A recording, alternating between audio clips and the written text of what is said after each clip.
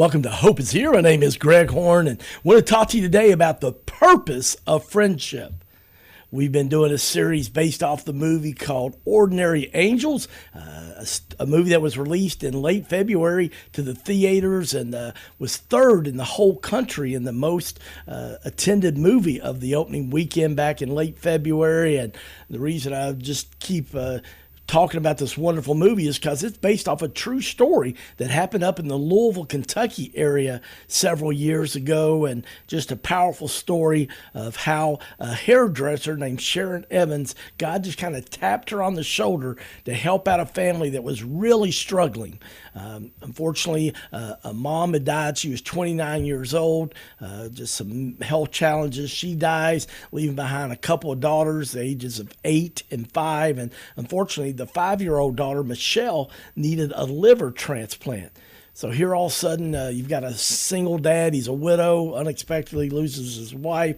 He's got an 8-year-old and 5-year-old girls to take care of. He's got all this debt already from all of his wife's medical bills. On top of that, he's trying to keep his daughter, Michelle, precious 5-year-old, until she can get a liver transplant, and he is struggling. And God taps this just ordinary person like you and me, named Sharon Evans, to help out. And she helps raise thousands upon thousands of dollars, and then even help provide transportation, help to get a helicopter and an airplane to get precious Michelle to the liver transplant, which was out of state. It was a snowy day. It's just an amazing story. I can't do it justice. I want to encourage you. It's not in the theaters now since we're into June, but you know what? It's it's available on streaming services. I really, really want to encourage you to check that out. But one of the things we've been looking at is that God has a purpose for all of us. And we've been talking about that there's purpose in our pain, there's purpose in doubt, there's purpose in parenting, there's purpose in prayer, there's purpose in brokenness.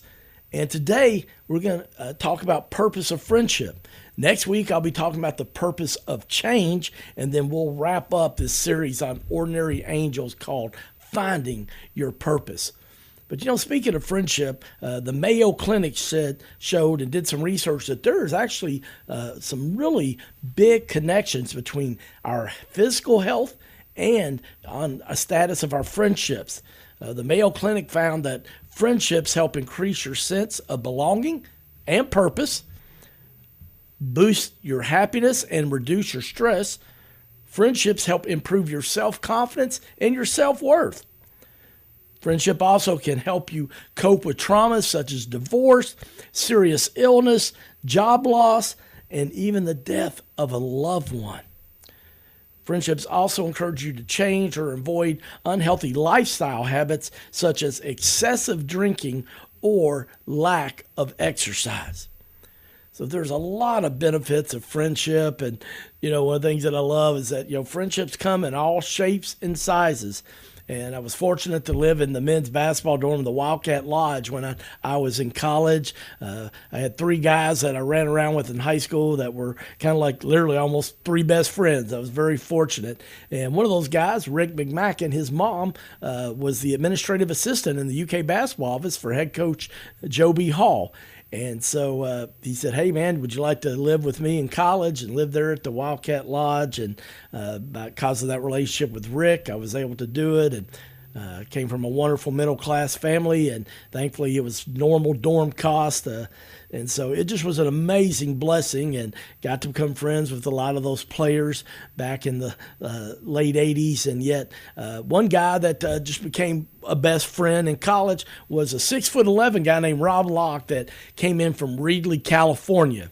And Reedley's a little over an hour north of Los Angeles, and kind of reminds me maybe of Nicholasville, Kentucky, Georgetown, Kentucky, someplace like that. Danville maybe is even a better comparison. Nicholasville and Georgetown have grown so much over the years.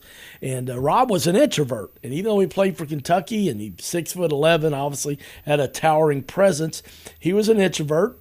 I'm an extrovert, and so we just became great friends. We had a summer school class together at the end of freshman year, and we just started doing life together.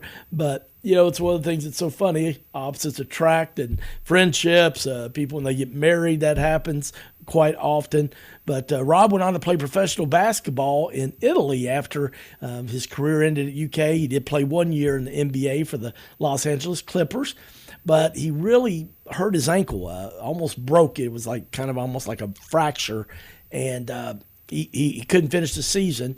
And so he comes back to Kentucky, and he was staying some with my parents as he was trying to rehab his foot. And then a couple of days after he got back, I'm playing in a basketball league at the Lexington Athletic Club, and I wound up tearing my ACL, my anterior cruciate ligament, playing basketball. I had to have surgery. I'm on crutches, and so we've got this great picture of Rob and I both on crutches at the same time, and I just kind of had to kid him and say, Rob, I know we're great friends, but we don't have to share everything. But, that's one of the great things about friendship, that we do get to share things. But, friends, in addition to our physical, mental, and emotional health benefits of friendship, I'm thankful that the Bible helps us with friendship, and that Jesus, even though he was the Son of God, he had friends. Remember, Peter, James, and John were his three guys, his close friends out of the 12 disciples. In fact, friendship is a theme all throughout the Bible. I love this quote by Drew Holiday. He said, "The first problem in the world was not sin, but solitude." We'll say that again. The first problem in the world was not sin, but solitude. So that's why in Genesis chapter 2, verse 18, it says, "The Lord God said, it is not good for the man to be alone. I will make a helper suitable for him." Then numerous times in the Bible, such as Enoch and Noah walked with God, which was a Hebrew expression of friendship, which was in the book of Genesis in chapter 5, verse 24, and chapter 6, verse 9. In Isaiah chapter 41, verse 8, Abraham was called a friend of God. I love that song that Israel Houghton wrote several years ago called "I Am a Friend of God." And man, that's one of the great things. When you have a personal relationship with Jesus, you can become a friend of God, because God came down in the flesh through his one and only Son, Jesus Christ. And that's one of the benefits of being a follower of Jesus, that you get to have a personal relationship with God. Moses, it says in Exodus chapter 33, verse 11, says Moses spoke with God face to face as a man speaks with his friend. And then in Proverbs, one of my favorite books in the Bible, man, it's just a great practical guide to forging true friendships. All throughout Proverbs, chapter 13, verse 20, chapter 22, verses 24 and 25, chapter 19, verse 6, chapter 27, verses 9 and 10. All throughout Proverbs, it talks about what a true friendship is and the benefits of friendship. Well, in our time remaining, we'll probably get all these done today, but I do want to talk about three characteristics of a true friend. First one is, a true friend is faithful. A true friend is faithful. Proverbs chapter 17, verse 17 says, "A friend loves at all times, and a brother is born for adversity." I remember now, almost 25 years ago, when I went through my unexpected divorce and the bankruptcy because of the flood and my business, and was going to lose my home. I lost my business, and unfortunately, unexpectedly lost my marriage too. And I ran into a friend that I knew from back in college, back when we were both kind of far from God many years earlier. His name was Greg Williams, and I shared what's going on with Greg, and he said, "Man, I'm going to be praying with you." He said, "Anything specific?" I said, "Well, yeah, I've got a meeting with the attorney about the bankruptcy and unfortunately the unexpected divorce, and just pray for that, man. I'm really dreading that." Well, a few days later that happened. I got home, and that night I had a call, and on the phone, the caller ID showed UK Hospital. Well, it kind of concerned me. I thought maybe it's a family member. And this was back before cell phones were real popular. People had them. I had one, but not everybody did. It was much more landlines back then. And I answered the phone, and I was like, wow, that voice sounds familiar. He says, hey, Greg, it's Greg Williams. And I said, man, what's going on? Are you okay? He said, yeah.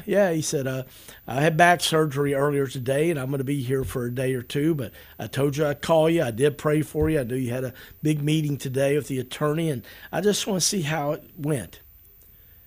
And man, tears started to well up in my eyes as I thought, wow, here is a friend that's here in the worst adversity of my life. I mean, I was hopeless.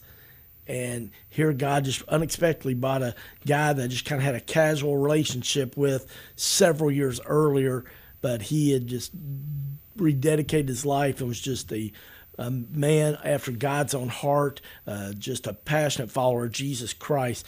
And God blessed me with this friend back in 2001 that now I consider one of my best friends, closest friends, that we do life together still now over 20 years later.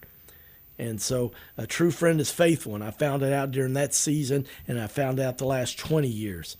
The second characteristic of a true friend is frank. They're honest. Okay? Proverbs chapter 27, verse 6 says, wounds from a friend can be trusted, but an enemy multiplies kisses. Proverbs chapter 28, verse 23 says, whoever rebukes a person will in the end gain favor rather than the one who has a flattering tongue. You know, a few years ago, I had dinner with my brother and my mom, and we enjoyed a delicious meal. It was at a Mexican restaurant, but afterwards, we went our separate ways. And about a week later, my brother Mike called. We were talking. We have a very close friendship. We talk almost weekly, once, just to kind of catch up on each other's lives and families. And so he just said, hey, Gregory, can I say something to you? I said, sure. He said, well, when we had dinner with Mom, recently, he said, man, you were just shoveling down the food, man. He said, it was like you hadn't had a meal in several days. And he said, I just, felt like I needed to make you aware of that. And to be honest with you, at first I was obviously embarrassed. Then I was a little bit offended. My pride set in. I'm like, really? Are you sure? Kind of, denying it. But I knew that my brother Mike loved me. We had such a great relationship. And I was like, really? I said, well, man, can you help me out? He said, yeah. He said, I just know that you have a lot of meetings and you're busy and you're going from one meeting to the next. And you're just used to being in a hurry sometimes to get to the next meeting. Because I know sometimes you eat by yourself, but sometimes I know you're with people. And I just felt like I need to tell you, man, because I love you and I care about you, that so I asked him. I got my pride out of the way and swallowed the good old pride and humbled myself. And said, well, can you make a suggestion? Because I'm not even aware that I'm doing it. I mean, it become a real blind spot that I wasn't even aware of. He said, well, I guess just a simple suggestion, Greg. It's just, when you take a bite, just set your fork down and, engage in conversation, then pick it back up. And so, man, I was so thankful he told me that, even though it was painful and humiliating, but it was so helpful. So a few weeks later, we hadn't had dinner again and ate. And then so maybe a few days after that, I called him and we were talking. And I just said, hey, man, we had dinner and let me know. How'd I do? And he just kind of chuckled. He said, you did great, Greg. He said, I'd really hated to say that to you, but I just really felt like I needed to. And I said, Mike, I am so thankful because I was not even aware of it. So, friends, a true friend is faithful, but a true friend is also frank or honest. And I hope you have somebody like that in your life. And, man, just what a blessing it is. If you've been blessed by this program today, I hope you'll share it with somebody else. You can always go back to listen to all our programs. Just go to our website, hopeisheretoday.org. That's hopeisheretoday.org.